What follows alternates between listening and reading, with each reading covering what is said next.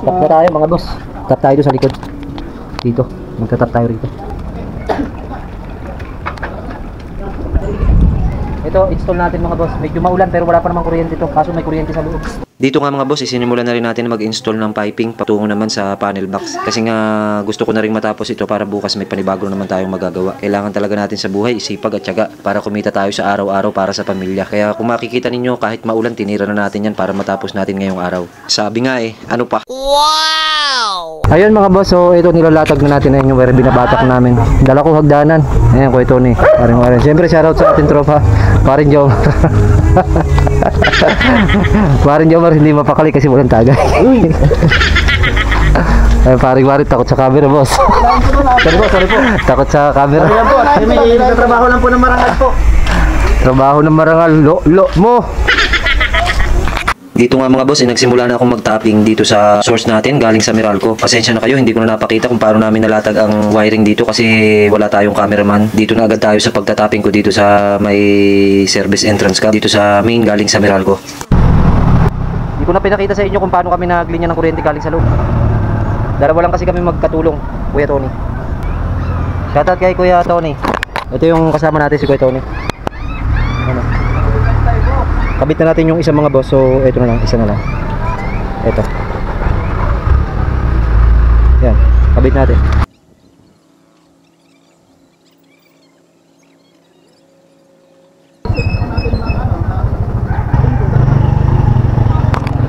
So ayun mga boss, okay na, tapos na. So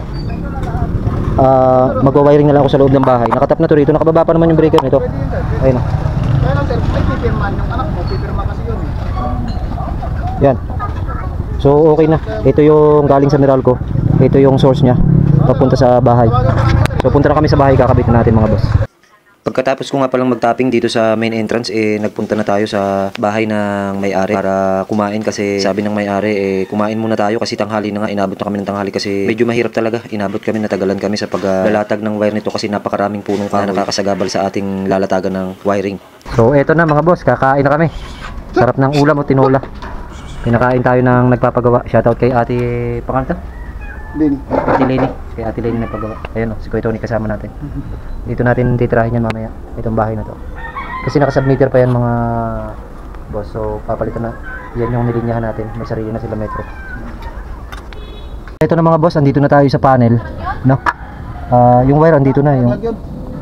So andito na tayo sa panel board. Nagbutas na ako rito kung mapapansin nyo. Babaguhin natin yung linya kasi yung abang maliit na PVC 1/2 lang, hindi kasi yung wire. So ito, may gamit tayo dito ng 3/4. Ito yung isushoot natin dito.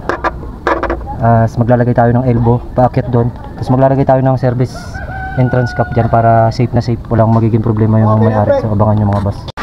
So ayun mga boss, ngayon naman mag-a-assemble na ako ng piping para sa ating dito panel box. Ito, assemble muna ako ng piping natin. Ito yung papasok sa panel. Tapos ito naman yung lalagyan natin ng service entrance cap kasi gusto ng may-ari safety, yung heavy duty kumbaga, hindi magkakaproblema kasi napasok sa kanila yung tubig dun sa latag ng wiring. So ito assemble naman natin. Yan, ilagyan ko na rin, no? Shoutout kay Kuya Tony kasama natin, diba? So assemble muna natin mga boss. Dito naman mga boss, nagsimula na tayong mag-assemble ng ating piping na gagamitin para sa installation ng wiring natin galing sa main source. So kung makikita ninyo, gumamit tayo dito ng PVC na 3/4. Lahat 3/4 ang ginamit natin dito. Gumamit tayo ng 3/4 na elbow, 3/4 na connector, syempre yung ating service entrance cap. Sabi nga ano pa. So ayun mga boss, okay na. Ayan, kung makikita nyo buo na. Okay na, no? Nakaabang na para sa panel, sa breaker. Tapos para sa source natin, galing sa source sa main.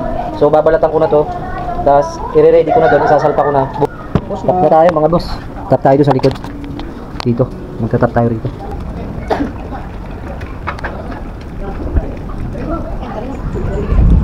Ito, install natin mga boss. Medyo maulan pero wala pa namang kuryente ito. Kaso may kuryente sa loob.